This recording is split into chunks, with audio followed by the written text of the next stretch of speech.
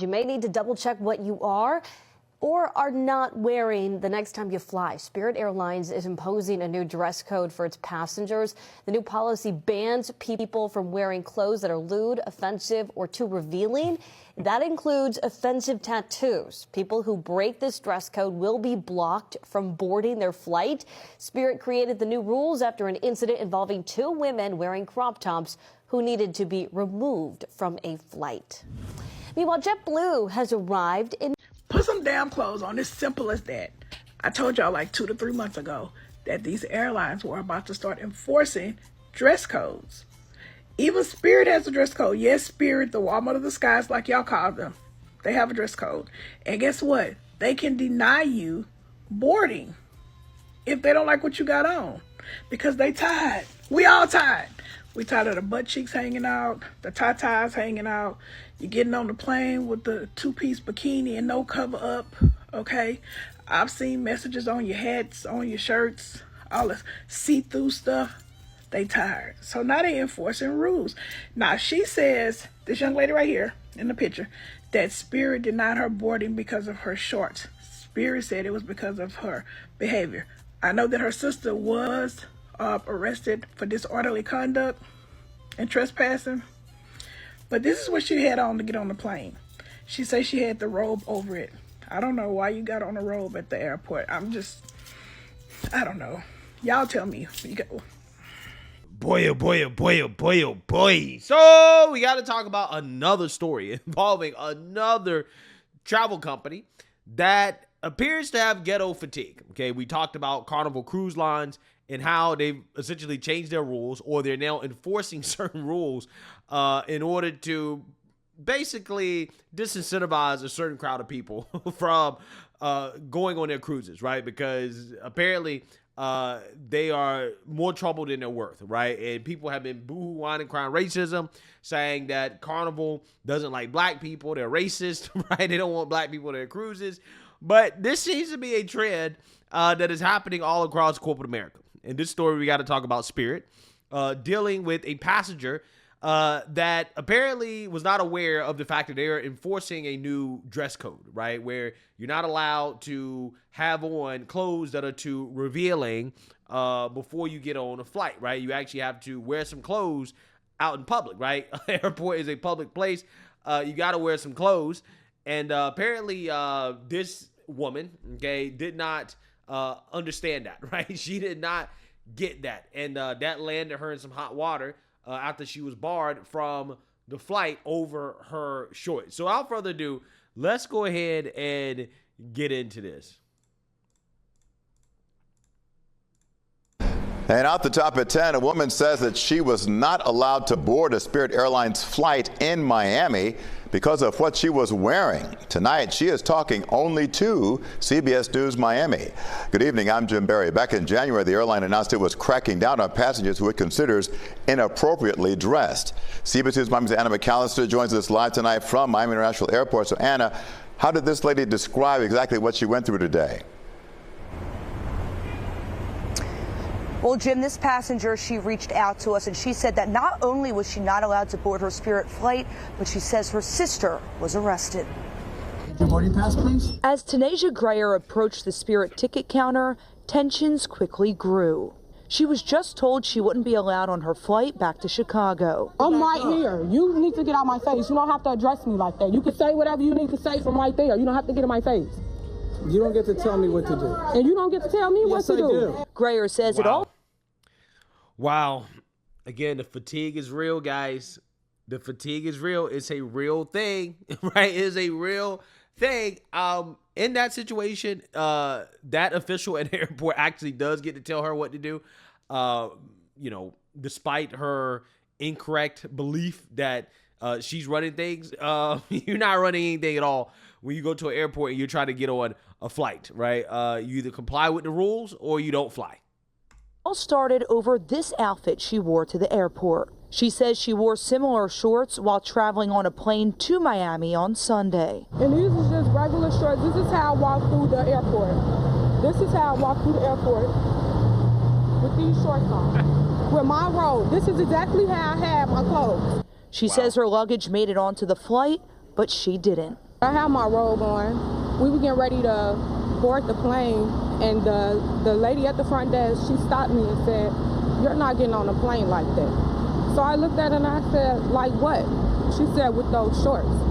I said, "Everybody here has on shorts. What's the problem with my shorts?" And I've been in this airport. It's that they're up your ass, right? They look like underwear. Look, honestly, like a diaper, to be honest with you.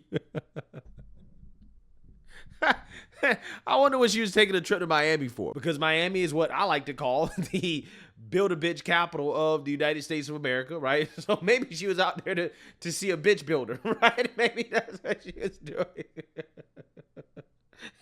Maybe she was doing a consultation. I don't know. I'm just saying that nowadays, you know, when I see women wearing stuff like this, man, right? If you wearing leggings, right? If you wearing, you know, this type of material that basically makes these women look look more shapely than they are, and you still look like you wearing a diaper, you gotta be down bad, right? You need to hit the gym big time, right? I'm just saying. Does anybody notice that? Does anybody know women got it so good, man? They can literally just hide all their flaws, right? The whole women's fashion industry is all around hiding their flaws, right? They can wear makeup, they can wear fake hair, fake nails, fake everything, fake bodies, right?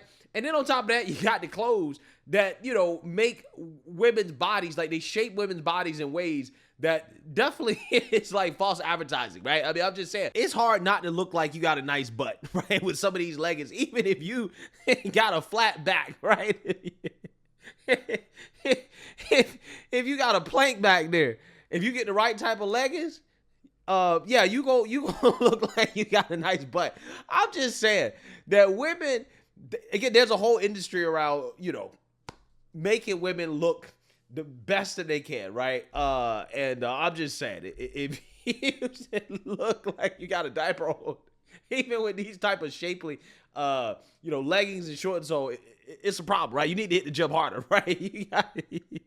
You got to do something, okay? You have to do something. But she should have known. She should have known that this was not appropriate, right?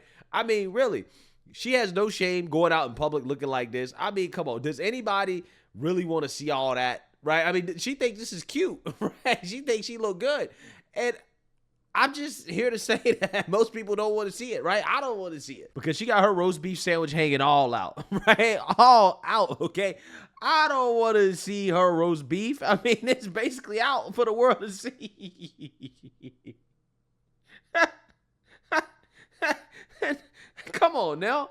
Come on. For 40 minutes with my shorts and my robe on, and nobody addressed me about my attire. I'm confused. This is crazy. That voice in the background is Grayer's sister, Jessica Kordolewski. So first, Tanasia says she can't get on her Spirit flight because of her outfit, and then, to make matters worse, she says her sister is arrested for disorderly conduct. They treated me like a real criminal. Back in the 1950s and 60s, air travel was a more luxurious and glamorous experience. Passengers dressed in their finest attire. But today, most people in the airport sport more comfortable clothing. We showed other flyers Grayer's outfit and told them she wasn't allowed on her Spirit flight. Honestly, I don't think that's fair. I feel like every girl, no matter what they're wearing, should be able to express themselves. Honestly, it's not even bad. The fact that she got kicked off the flight for that is pretty crazy. As for the sisters, they say they caught another flight back to Chicago Thursday night. I'm going home. Getting on a flight and going home. Did you get done with Miami? We ain't never coming here again. Miami.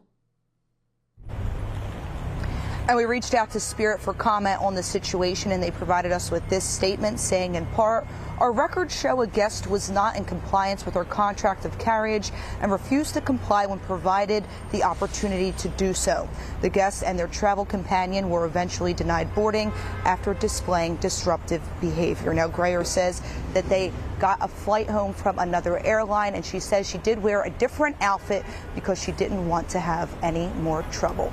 But for now, reporting live from MIA, Anna McAllister, CBS News. Yeah, so why is Spirit doing this in the first place? It's because there are certain people who tend to wear these outfits that are very revealing. They tend to get on these flights, these low-budget flights, because that's what Spirit is. It's a low-cost, low-budget airline, right? Where, again, you're appealing to a certain class of individuals, right? These individuals tend to not wear any clothes, and they tend to get in fights, right? That's why they're doing it, okay? This came as a response to disrupted, violent behavior that happened on the Spirit Airlines, where you had these women, again, not wearing any clothes, getting in fights and probably, exposing themselves in front of passengers and stuff like that because they're fighting with basically no clothes on, right? So, again, this is a response to ghetto behavior. And ultimately, in the day, this stuff is only going to become more prevalent as these companies openly decide that, hey, appealing to a certain demographic is not worth it, right? Their money is not worth it. We would much rather not have these people as our customers than to deal with the chaos, destruction, violence, drama, nonsense, buffoonery that comes along with appealing to a certain demographic. It is what it is. And I think that's what's happening here with Spirit. That's what's happening with Carnival. And I think part of it also is the fact that after the election, these companies are now saying, well, wokeness is not profitable. Right. So therefore, we don't have to pretend like we actually want some of these individuals to be our customers. Right. We don't have to pretend that we like these people. Right. We can just openly show these people through our policies we don't want you. Right. We don't want you to be our customers. And I think that's what's happening.